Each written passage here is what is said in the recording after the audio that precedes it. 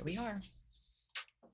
You can't get out of it now. I actually hear It's only when it comes in. when you come in. It's like it's like a high pitched whistle sound. So like I hear it right now. Is your mic open or? It's only when you're unmuted.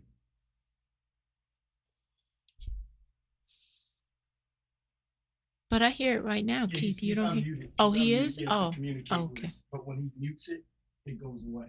okay.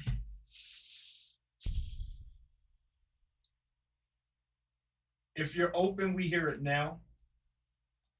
Hello, Chayla. There she is.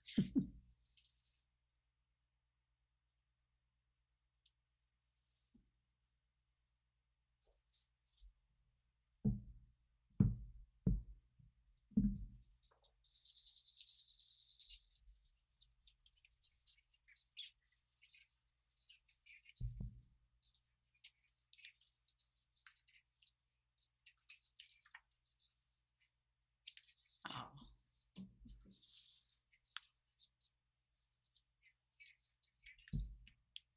Hello and welcome to Living Strong, the flip side of adversity. I am Dr. Virdra Jackson, the CEO and creative behind Living Strong Consulting. And we have had this conversation planned for months. And I'm so excited because when you get to work with people that you genuinely respect, care about, and literally have a like-minded approach with, and you get to then share everything that we've been processing together around the globe, you can't help but be excited. So we are going to have a leadership conversation with two women who have absolutely, for me, exemplified the ability to integrate intentionality, the ability to listen, and the willingness to be vulnerable as leaders in a journey. So I know, let me introduce them to you. So our first guest is Chris Slick. She has her license in social work since 2000. With her degrees in social work and Spanish, Chris oversees the Lebanon Early Head Start home-based program and the Head Start Family Services staff. This role provides Chris with an extensive knowledge base in child development, working with families from a strength-based perspective and supporting Spanish-speaking families. Chris is fortunate to have the opportunity to collaborate with Christina Demetrio in this work. As colleagues with similar growth-minded visions, they actually make the integration of trauma-informed approaches into a work environment that becomes easier to process, learn, and grow through. Christina Demetria was born and raised in Lancaster, Pennsylvania, and graduated from Millersville University in 2006 with her bachelor's degree in social work and then with master's degree in social work in 2010. She began her career in medical social work before joining the Lancaster Lebanon IU13 team in 2015. Christina is the Early Head Start Director for Lancaster County, overseeing 2 early childhood programs as well as the ELECT program. Christina enjoys the ability to collaborate with community partners and agencies to promote early childhood education as well as provide support to children and families. So, these two, a little more than 4 years ago, was given the opportunity to coach them and their teams in a process of integrating trauma-informed approaches. And I asked them to come on and talk about, as leaders, what that experience was like. So, welcome to the show, Chris and Christina. Oh, thank you for having us. Yes, we're thrilled. We're excited, Deirdre. And remember, you asked us. I know. You can't get out of it now. And remember, you have to remember for me that I did invite them because I tell you, these two love to cut up. But so let's start this conversation off with something that I know to be true because of the work that I do outside of both of your early Head Start and Head Start programs, is that many programs, schools, organizations, especially after everything we have gone through, desire to be identified as trauma-informed organizations. And as a coach, I've gone in and I've found like, so you went to the training, but I can't quite say that the decision you just made as a leader didn't feel trauma-informed to me. So I like our conversation to start off with actually unpacking. So what does being trauma-informed actually mean to you as a leader? And I'll let either one of you kick it off. Oh, I think she looked at me. And I think we're probably going to talk about a lot of things, but at its core, I do think it's relationship based. And it's creating those connections. And I do want to say, not only within our early Head Start and Head Start programs, but also within our wider organization, we probably have some folks listening from the Lancaster Lebanon IU13. So I do want to give credit to the organization because from the top down, there is a message of belonging. Yeah. But I think Christina and I have had the opportunity to partner with you and to be a model, to be I don't want to be forward enough, but I think I'm confident enough at this point because I've had the privilege of partnering with you and my esteemed colleague, Christina, that it's about relationships at its core. Yeah. Christina? I very much agree with what Chris said. And I think, too, to your point, you can talk about it in circles and for days, and you can talk about it well. But until you put that into action, whether it be with each other, whether it be with your families that you're working with, that's when you truly see what that is all about, what trauma-informed is all about. When I see the reactions, when I hear the stories from my team and they're thinking outside of that initial reaction to understand the why underneath what those families are telling them and what they're hearing, and then to be able to do that as a parallel process with them, it's in action and it's embedded in our organization as well, which helps a lot. So what I've really heard in both of your answers is that through relationship, you actually aren't as leaders, and this is literally a conversation I just had yesterday. As leaders, you're not only making that connection intentionally with relationships, but you're not just trying to fix or solve problems. You're intentionally integrating a process or processing with the relationships that you have so that not only are you making stronger connections, but people are making connections for themselves and their own thought process, their why, their passion, their reason to be. It all begins to really come to life. So I found that oftentimes that concept can sometimes be overwhelming for leaders, especially in a season when there is so much coming at us at one time, right? We are all wearing so many hats, but this journey, I know I've watched you literally transform and evolve over time.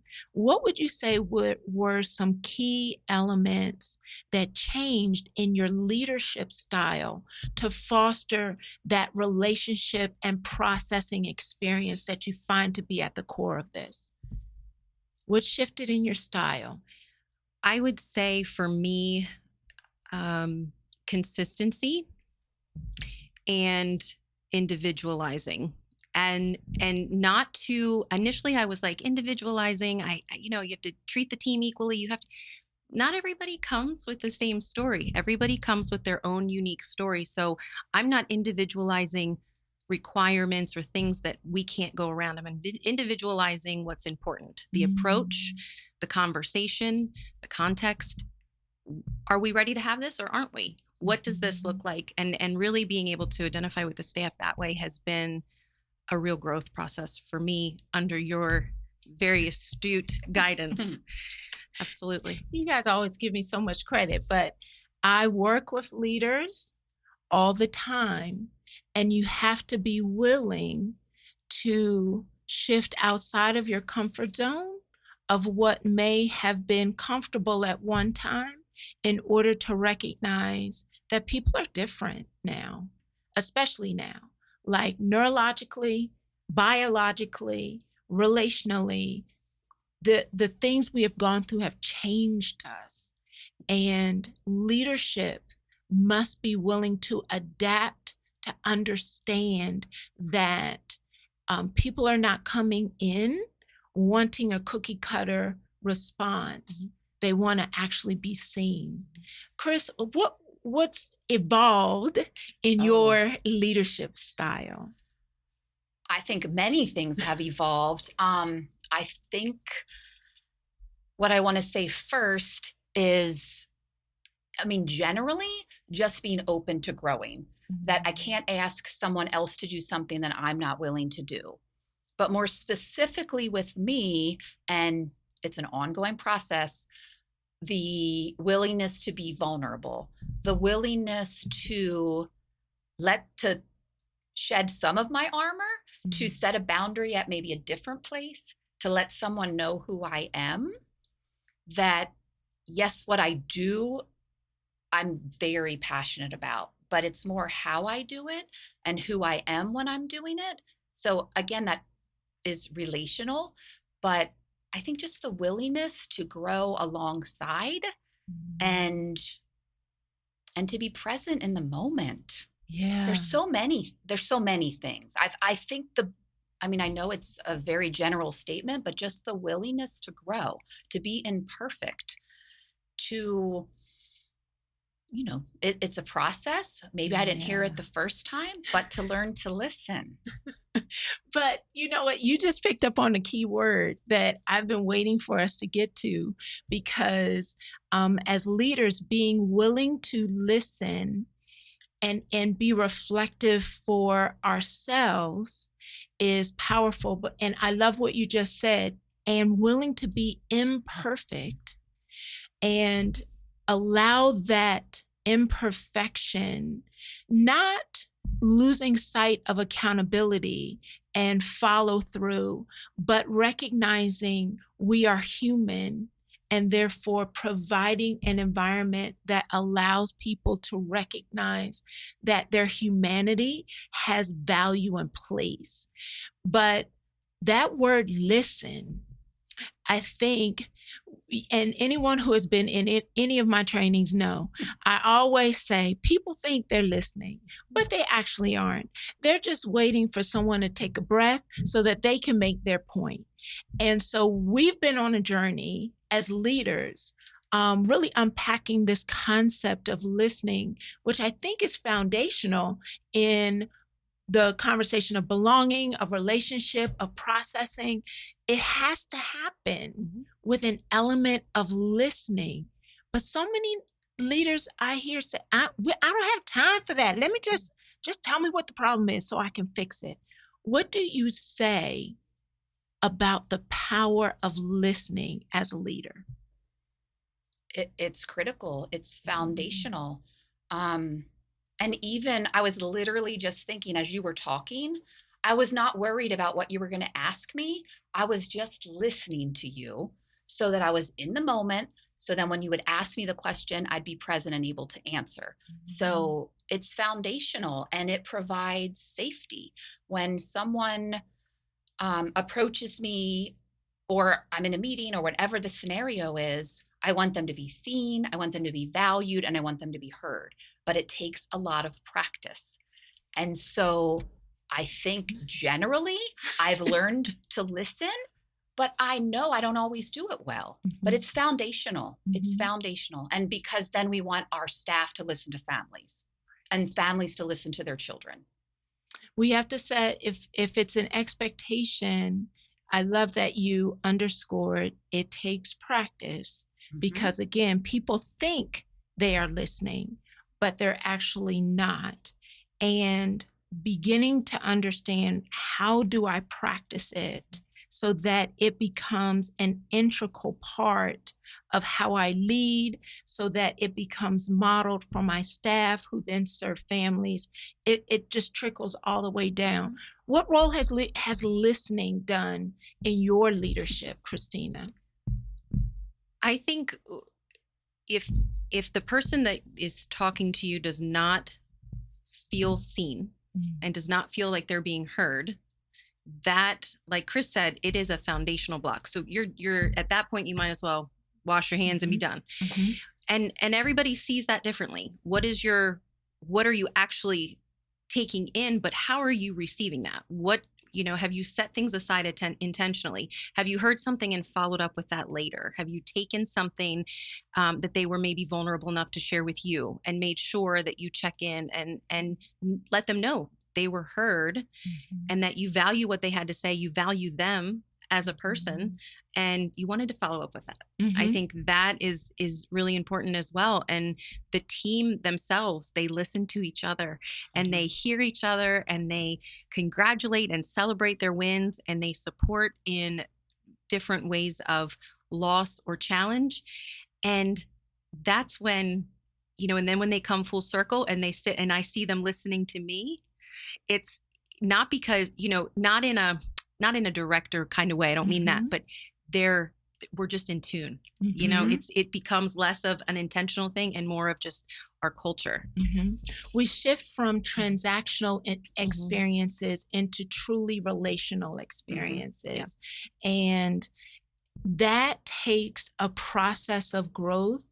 And oftentimes, when I'm working with or talking with leaders, if we want people, we always hear the word empowered. We want people to be empowered. We want them to take ownership. We want them to move forward in an organization. But in order to do that, we have to create space where they intentionally feel like their voice will be heard. So if I say something, it's not dismissed, it's not discounted, or I'm not rushed out because you have another meeting right behind me, but it's actually creating a consistent practice Absolutely. that allows people to recognize, when I enter into Chris's space or Christina's space, they're going to use specific strategies, specific approaches to open up the room and allow me to feel seen, which is a growth journey. For sure.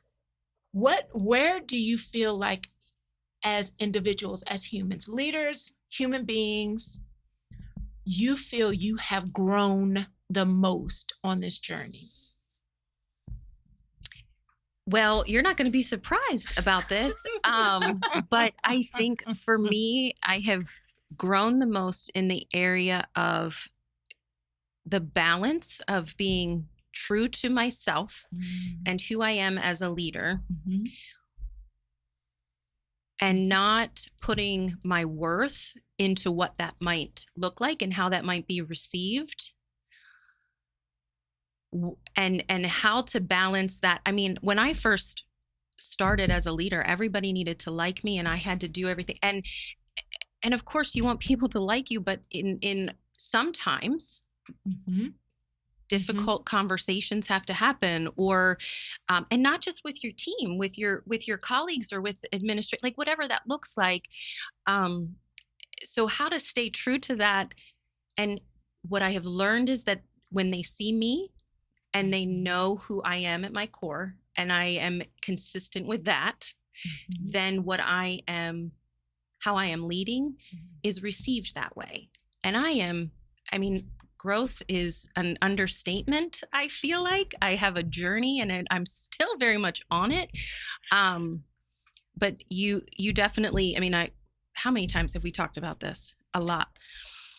It's okay. It's a lot, but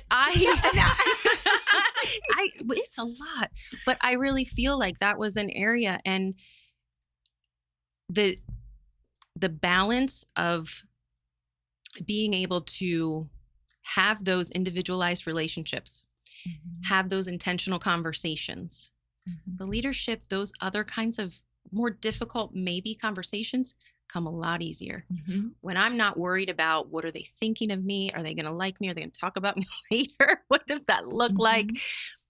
It's more natural. It's more Yeah. authentic. Yeah. When you recognize that your value is not Mm, tied to whether or not someone agrees right. with your decision as a leader, or it's just so powerful because so many people, not just leaders, people just in the workforce have tied their identity to the work, and when it gets so mixed together, we can lose sight of who we are as an individual, the creativity, the uniqueness, and owning that value aside from the decisions that have to be made, the accountability that has to be followed. It's a journey, but it's not easy. It's not, but it is one that when you see, and my team will tell you, far from perfect. Like it is. We are growing. We all are. I, so many ways. But when you can breathe easy with your Mhm. team, and when you can feel that natural interaction and that conversation, and then it just it's Yeah. life changing. It really Yeah. is. Yeah. When you get authentic Mhm. and grounded in who you are, it gives your team permission to do the same thing. I Mhm. love it. I love it. So, biggest area you feel you have grown in this journey? Well, I mean, again, you're going to know what I should say. We'll see if I say it or not. But I did just hear Christina say um, that she's enough. And so I do Mhm. think that's part of our growth journey, that the belief, the confidence to do our work and be willing to grow and change, but we're enough as a Mhm. person. And so then Mm. in our work, that shows up. I think I referenced as far as my main area of growth or is my vulnerability. And I'm definitely still working on it, but I think the willingness to let someone know who I am, I mean, show them a picture, tell them something I might have done with my significant other. Like, it's okay that they know who I am. Like, I can show up as a person, I see you. I see you. Your but significant other. I will transition quickly from that topic. But I will also say something I've grown in is that this isn't a haphazard approach. It's Mm. intentional, and I'm intentionally looking for systems, for ways that I can make changes that are consistent. So, not just show up for people consistently in reflective supervision, which I think is critically important to hold that time sacred, but in addition, what are Christina and I doing? What are we Mhm. doing as a larger early Head Start team? What are we doing as an intermediate unit? So Mhm. systematically to hold myself accountable. And I know you would say to me, well, when I first brought out that form, you don't want anything to do with it. But the difference that form, and I just had an example today that I used a tool and I'm like, why don't I do that every time? Right. Creating a process. So, what I love about the experience that we have had is that you've done your own individual work, but you've made a very intentional shift to, as you have done the work in and for yourself, you also have built strategies for how does this live in the culture of our team, and how does it live as a practice in my leadership to help my team grow, and they too be authentic and full and fully present when they are out doing the work that they are passionate about. You referenced a term that I don't know if you remember, but there was a time when we were talking about reflective supervision and actually unpacking reflective processing connected to that. How has your interpretation of reflective supervision or reflective processing, how has that shifted to support this vulnerability, this ownership, this authenticity, this ability to listen? How is that term that I know many people know, but what have you actually begun to dive a little bit deeper in with that process? I mean, first of all, to hold true to it, to just be consistent, and to name it. Instead of meet with Chris, it's actually called reflective processing. But it is, I think I'm going to use an example because it sort of really motivated me for today. You know, the adrenaline's been going, how proud we are of, and it's not ourselves, it's the we, Yeah. and how our team has grown. And actually, it was one of my team members who said, why don't you use the emotion wheel? And then used it with a second team member. And the conversation was, I was so proud of both of us because we were able to process. So the difference is we didn't even talk about families. We didn't talk about requirements. We talked about our individual growth journeys and how we're feeling and how we know we have a voice, not just me, the staff member. So but you have to prioritize it. You have to have time. It's interesting because I think about those who haven't quite had the opportunity to go on this journey yet, and thinking about, I don't have time to talk about an emotion wheel. I need you to fix what you didn't do. Fill out the form. Do the plan. Like, what do you say to leaders who are honestly doing the best that they can in a season of survival, short-staffed, underfunded, and doing the best that they can? What do you say to them when you're talking about reflective processing and they're in that survival place of fixing? I mean, I think you have to say you have to regulate before you can expect anyone to do meaningful work with each other, with families, with children. And I think you also have to say, help me out, Christina. What comes to mind for me is that you're listening not for an answer. We're not listening for an answer to maybe fix the problem. I'm listening for what that team member needs. We had a conversation of listen for what between the lines, right? Read listen between the lines. What are you hearing? What are you seeing? What can you tell from your work with them because you know them? Listen for what they need, not always for an answer. For somebody in survival mode, I think we can sometimes easily focus on programming and requirements and what do we need to keep operating. We need our team. We need a strong team and a healthy team. And if we don't have that because we don't invest in them, they're not going to turn around and invest in us either. So while that might be a more daunting task, taking that time to really be present with them and listen and learn and invest in them in ways that they're going to show up big. And our teams, I said to Chris on the way up, I had a conversation the other day with a former staff member, and to try to describe my team right now and how they have grown, I can't even put it into words. You walk in, you feel different, you feel their interactions, you feel their care and their passion for one another and for the families that they're serving. And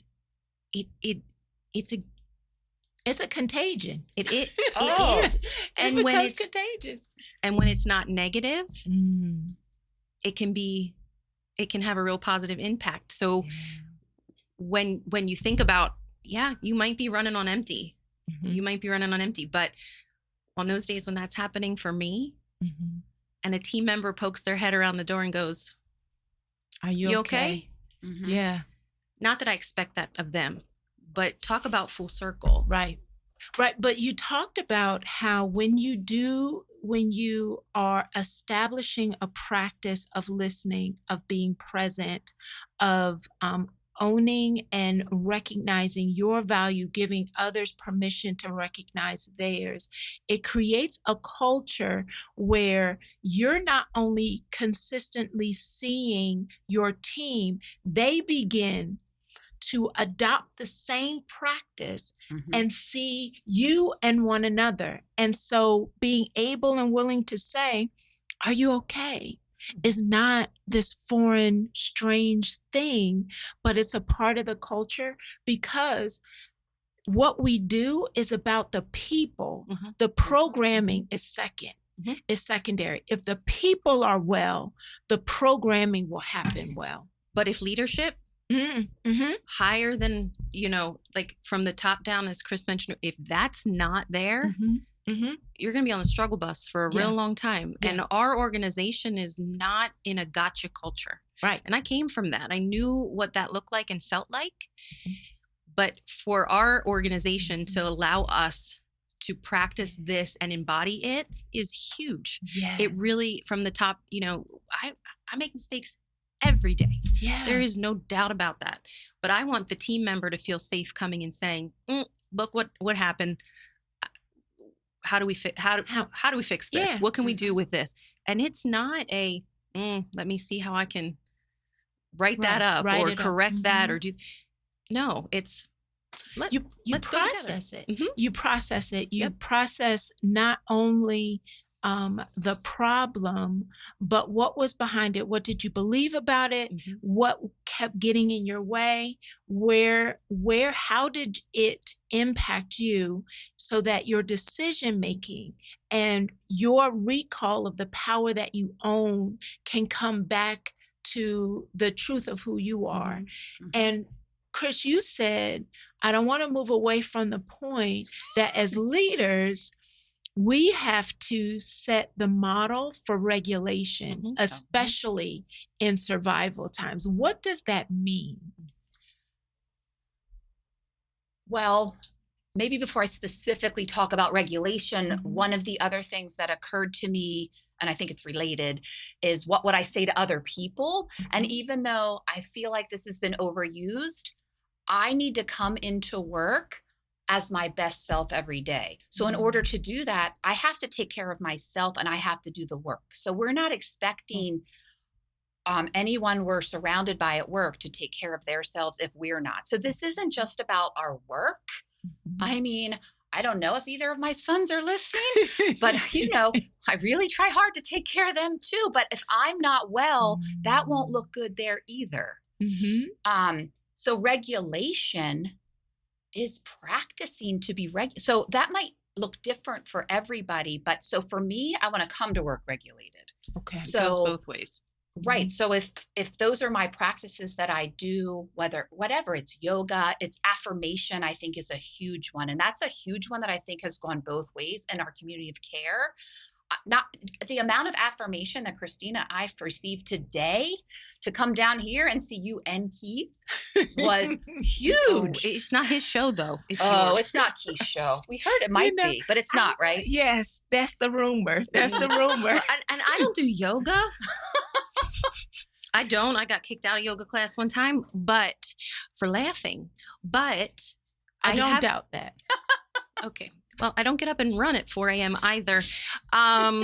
But it goes both ways.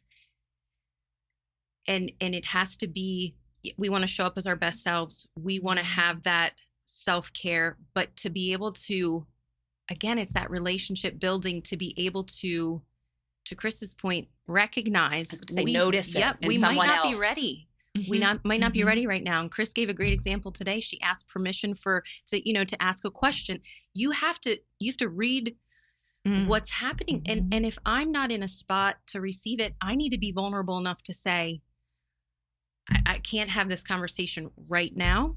Let me go 15 minutes. Let me go take a walk, do um Oh, what do my you do? my yoga.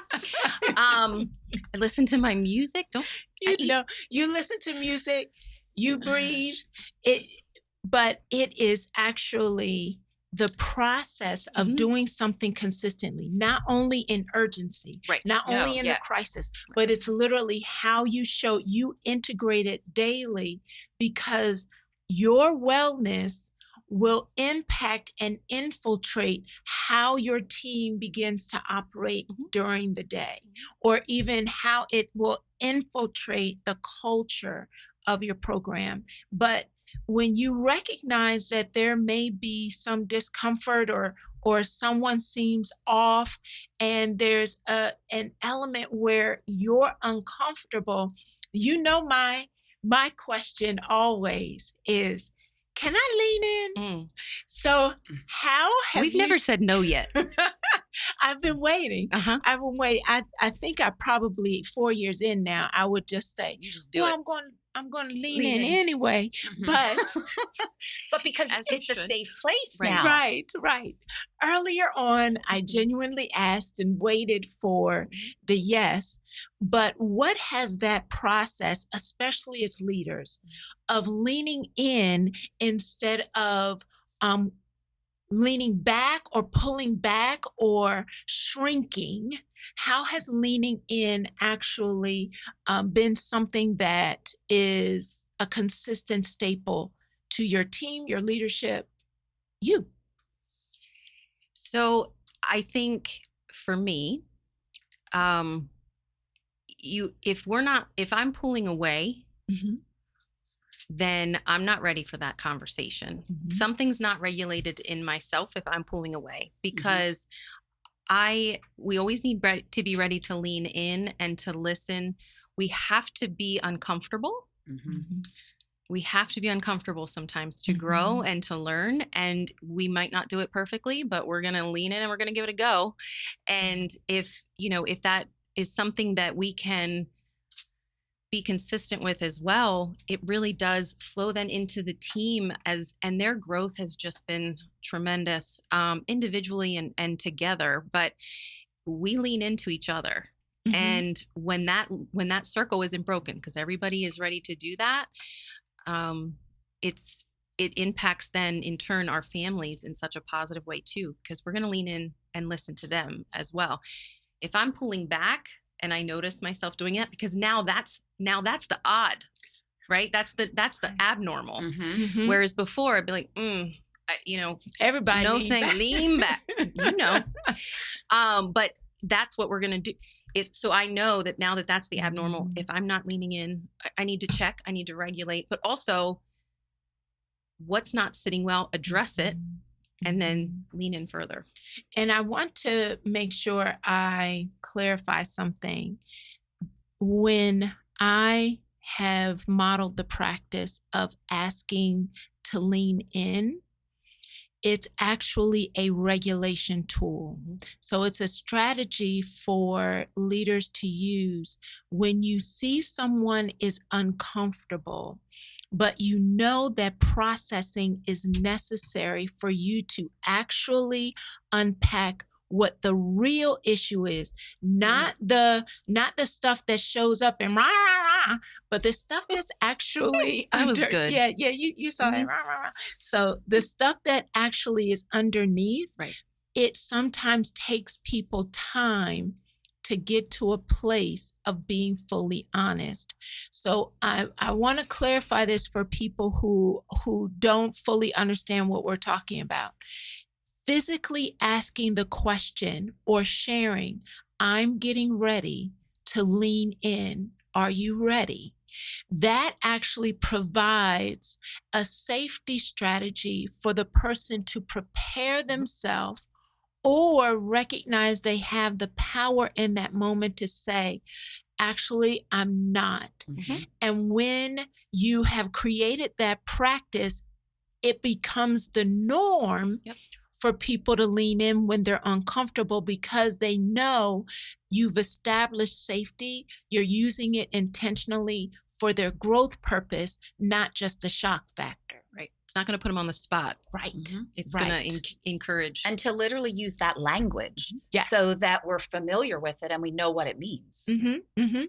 So there's another term that you have adopted often that I feel like many Phrase? leaders could learn from. A phrase, yes, Mm. clear as kind. Mhm. Oh, Oh, we know that very well. You know that one very well, Mhm. and I think I've said it at least 4 or 5 times already this week to other people that clear is kind. What does clear is kind?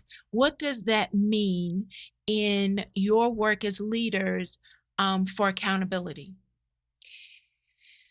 I have learned that when I originally, this is another area of growth, because when I would first want to give a response, or if I wanted to give an answer and I felt like I wanted to be as flexible as possible and as accommodating as possible, or make it work for this person, and I kind of give a wishy washy or a gray answer, that is not always helpful.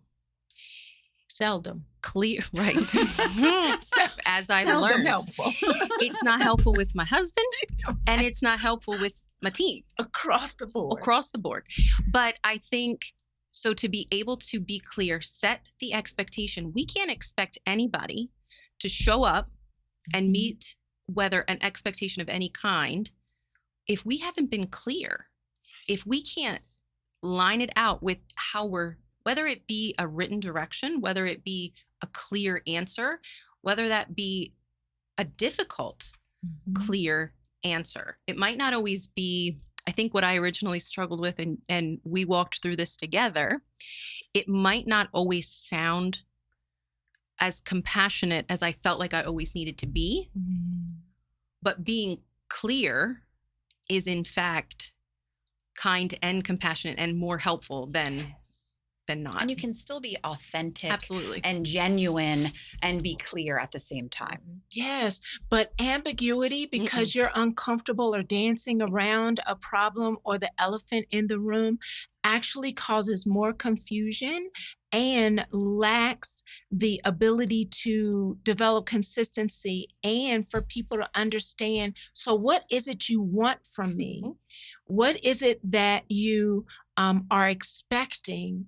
And sometimes when things are too ambiguous, leadership has to pause and actually say, how clear have we been with the vision, the expectation, the direction, and the accountability?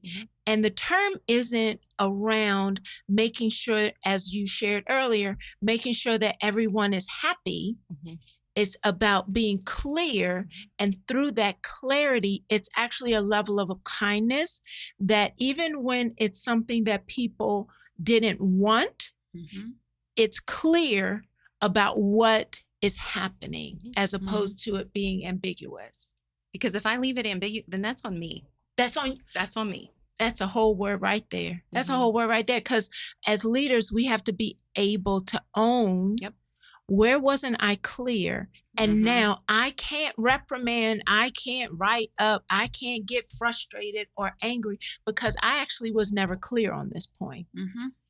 Oh my goodness, I cannot believe we only have about 12 minutes left. And I still have several questions. So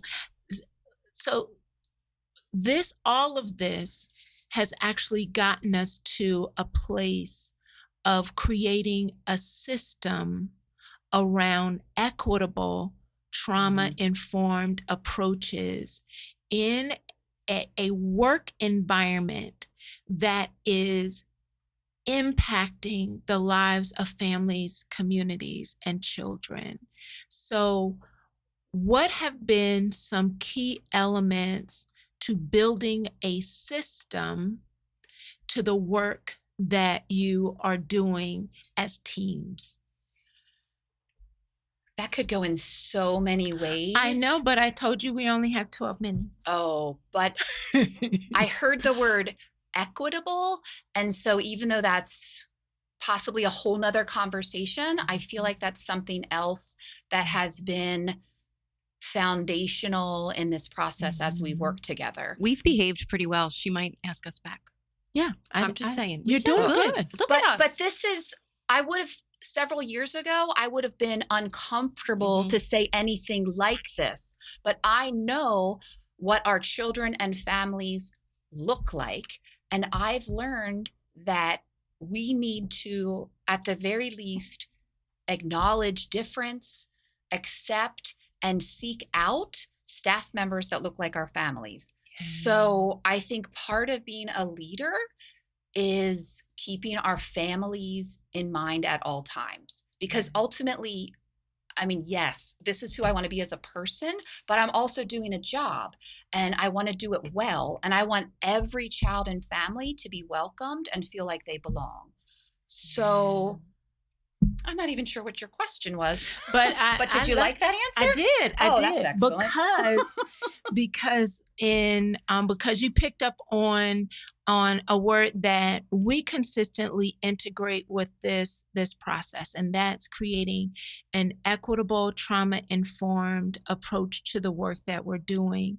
And we have I know that Chayla Bruno is listening, and the work that we've been able to present on around being culturally humble. And Mhm, what I feel like I'm hearing you say is recognizing, yes, we have a program and not or. Mhm. And we can make sure that we are conscious of representation, intentional communication of belonging, because equity has a feeling, it's not just a strategy. exactly, and we can polish our own lens so we can understand, um, what my experience is so that I can have the awareness to know that it is very different than your experience, than her experience. And that's okay. But I need to have an awareness because where I'm coming from is very likely not where someone else might be coming from. And so I can't make assumptions. And so I have to listen Exactly. to actually understand a different perspective and create room for that.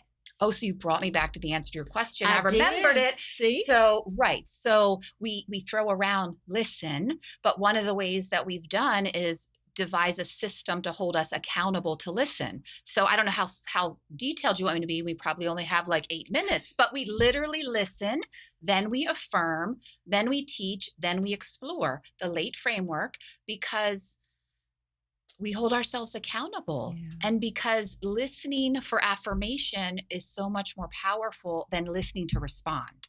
Yes. And I mean, yeah.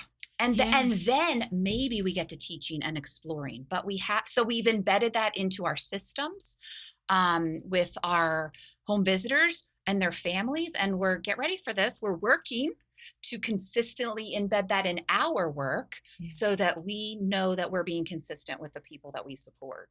And so you're referencing Lakeside Global Institute's late framework from Diane Wagenhaus, who actually is my mentor. She was, I want to say, probably the second or third guest at the launch of the show 2.5 years ago. Foundational person in my journey, my life, my work. And so we actually have operationalized the concept or the framework of late. And as Chris said, it is listen, affirm, teach, and then explore. It's a framework, it's not a script. So it becomes a practice of I'm always going to listen first, not to quickly move to a strategy to teach on, but I'm listening first so that I am listening for what you believe, what you're understanding about it. And I'm also listening to be able to remind you of the value that you bring and the power that you have through affirmation. And then we get to teach. And because there is content knowledge that we're able to share, but then ultimately we want to explore, what did you hear? What didn't you, what stuck with you? What was important for you out of this? And the whole process starts over again. But what I've loved is how, as leaders, you have taken the Lakeside Global Institute LATE framework and embedded it into the planning process of home visitors. You're developing it as a practice of how you connected to reflective processing and reflective supervision, looking for opportunities for it to live as a system within how you're showing up in equitable, trauma-informed approaches. Anything you wanted to add, Christina? I just think, we have the home visitors who actually are able to use that framework specifically, but across the team. So the different roles that there are, the specialists that we have and the family service workers that we're fortunate to work with also might not be able to implement it in the same way because of the structure of the program, but we know it and we learn it, we use it as a team. So just want to make, highlight that it goes beyond filling out that form. Filling out a form, yeah. And I really feel like sometimes I think the impression is if we don't have a form filled out or if we don't have the data here in this, we haven't done the work. Where if you come back and that form is maybe empty, you've probably done some of the hardest work because you were just listening and being present and trying to help, not save, not rescue, but trying to be present with them. And so, it's been a whole team investment for sure. But so this part of the conversation, as we talk about team, as we talk about really integrating it across in order for it to become a practice of people feeling seen, creating a framework to remain consistent in a practice. Chris, you open by acknowledging as an organization, you have made a commitment to belonging as a culture. How would you say you have been able to be intentional with this concept that sometimes people can feel is so big?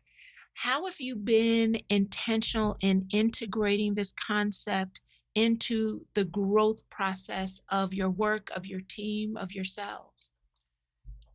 In our teams or in the organization? Your team. How we create belonging. It's a way of being. It's not so much what we're doing, it's who we are and how we are present, but it is intentional and it's consistent. You said all the key words. But it's looking someone in the face. It's noticing things. It's calling them by name. It's caring about the person. And it's doing it to everyone that you come across. It's making the time. It's valuing my relationship with the two of you. I mean, you have to be fortified yourself, and I have to feel like I belong. Oh, I think it's helpful anyway. Like I feel like I belong. So then I am helping to create that sense. I mean, we just had a new member join us this fall, and I'm fairly certain that he would be able to talk about how different this environment is from other environments he's experienced. So it's a culture, but it took a lot of practice. It takes connection before content. Yes. You have to be safe first. So you have to take the time to get to know people.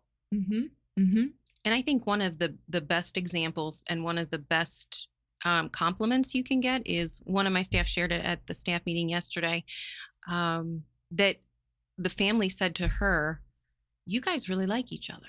When I see you all together, you enjoy each other. You like it." They feel like they belong more in our group environments because we Mhm. we're in tune with each other and then they feel in tune with us. Like it makes that belonging go a step further. Wow. So we have 2 minutes left. So That's 1 minute each. What is bringing you joy right now? Wow. I mean, I felt joy all day because I am so proud and passionate to do this work, to do it with the two of you, to do it with absolutely the people that I support and who are Mhm. my colleagues.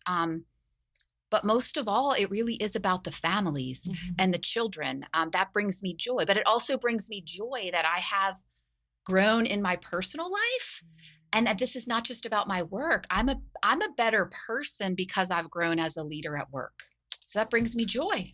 My team brings me joy. I couldn't even put it into words yesterday. I couldn't do it again today. They truly do. And the work that we've been able to do and the way that we've grown together and alongside each other. And but I have to tell you, the first thought that popped into my head when you said what brings me joy is my niece, because she's my Oh. favorite little girl in this world.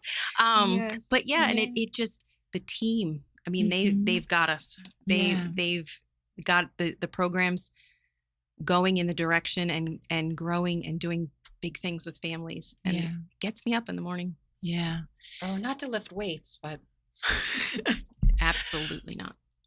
So I have to say thank you to both of you for first saying yes to coming on to talk about the flip side conversation, and to be a part of my joy story.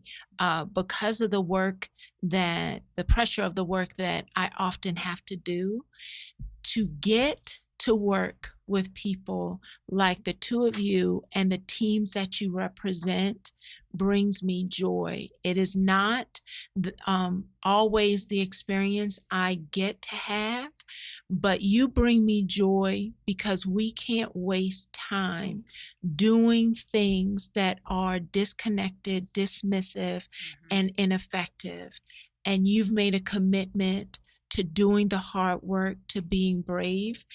And it brings me a smile every Monday when I am riding on my way to Lancaster, Lebanon.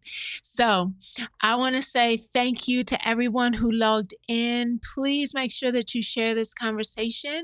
And we will be doing this again with another guest next week, same time, same place, right here on the flip side.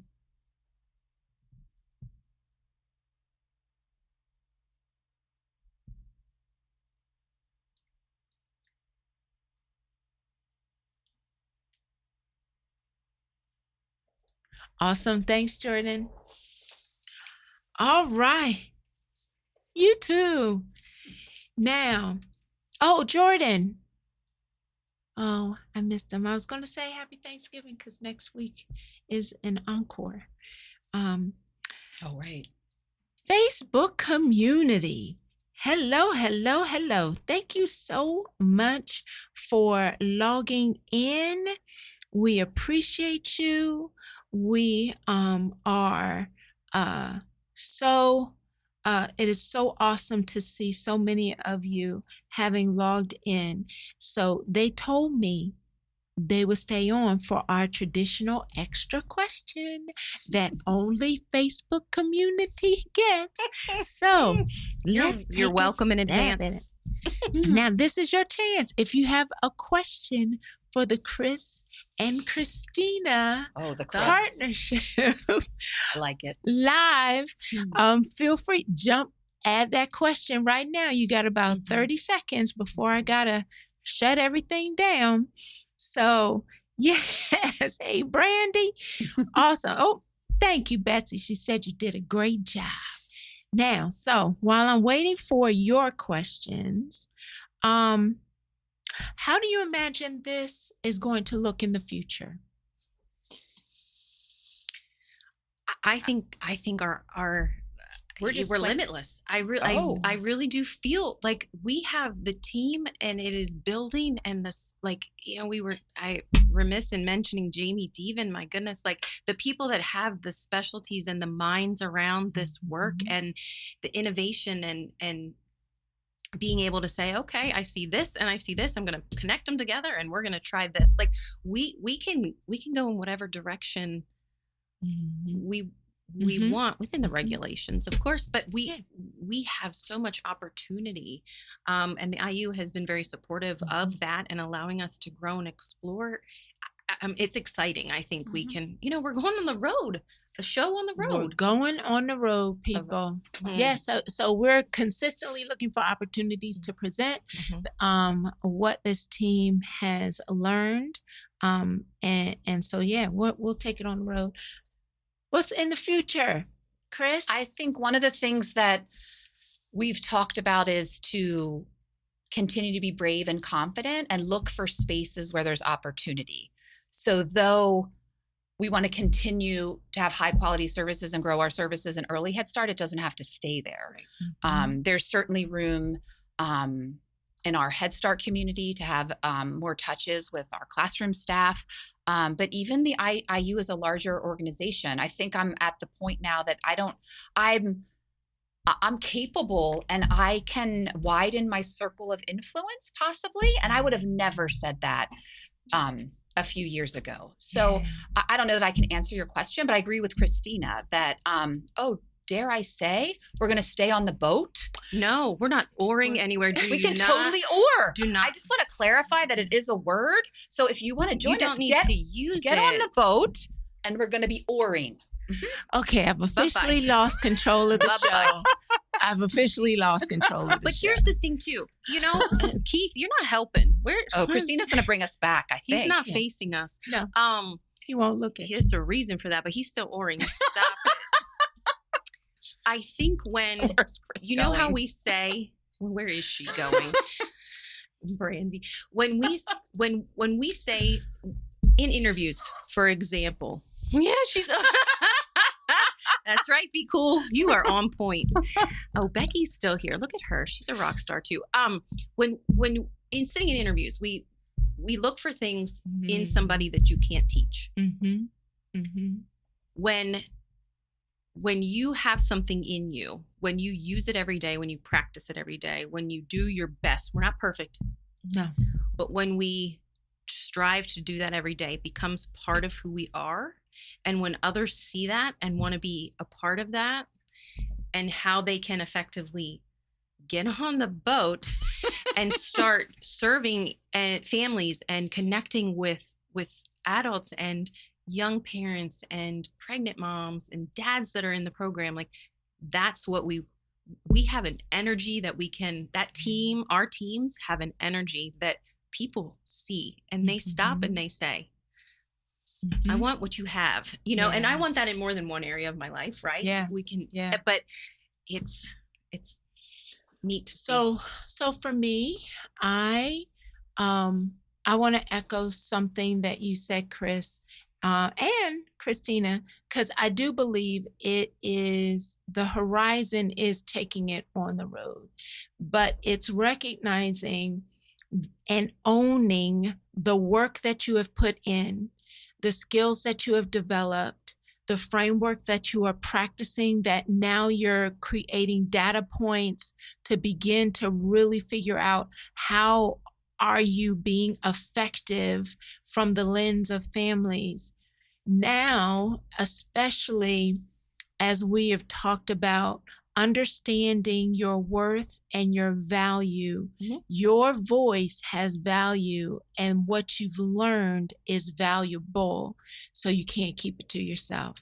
So, well, we try to keep you to ourselves, but you keep going to other places within the IU. I mean, everybody wants to work with you. So we're gonna really, we really didn't say enough about I don't feel like I said enough about the appreciation truly for your leadership and your coaching and your influence on. I mean, you bring an energy that from the first time I met you and you told me that the only way to do self-care was to get up at 4 a.m. and run. I said, no, thank you. This woman has lost her mind. But it just has, I mean, and now when I do, I can feel, and I'm like, oh, wait, I gotta tell Virja, she's gonna sit back and she's gonna be proud of that. And also, I gotta take this to Virja because I don't know what to do with that. But you've had an influence. But we do know now a lot of time, and Yeah, not absolutely. to counter what you're saying, because I view my relationship with you as I think Jamie said life change. Like Mhm. it's opened up myself and to this journey. Mm-hmm. And as you would say, Yes. I could provide something similar to someone else. And that's what you're trying to do. Yes, that's it. Because I have sat in meetings where I've not said a thing and I just nod. I'm like, "Hmm, I'm not even needed. This is an amazing conversation," because it has moved from this external strategy to who you are as Mhm. humans. And ultimately, for me, trauma informed approaches that seek equitable practices and cultivate belonging is how we are, not what we do. Right. Exactly. And so, um, thank you, team, for Uh, logging in, for I know so many great supporting. names up there. Yes, and thank you for the work that you do. We're here, but we're representing all of the hard work you have Absolutely. invested Mhm. in this journey, and we say thank you. We say thank you, and you are absolutely making a difference. Mhm. So don't forget to share, like, invite a friend to watch. We want this thing to go global, y'all. Yeah. Oh. Yes, we do. They're not nodding their heads. Just look at my head. Yes, we do. Yes, we do. We'll Keep- see you I mean, next look at week. the color on the Yes. screen. Oh, do you see how? Yeah. Oh. Because again, I've lost control of the show. But I got them to wear color, y'all. And no headbands over there. She didn't put a head. She Oh. did so good. No, we did. They did do good. See you later. Bye. Bye. Everybody look right into here and wait. Oh, wait. Can we stop? I'm done with Yes. that.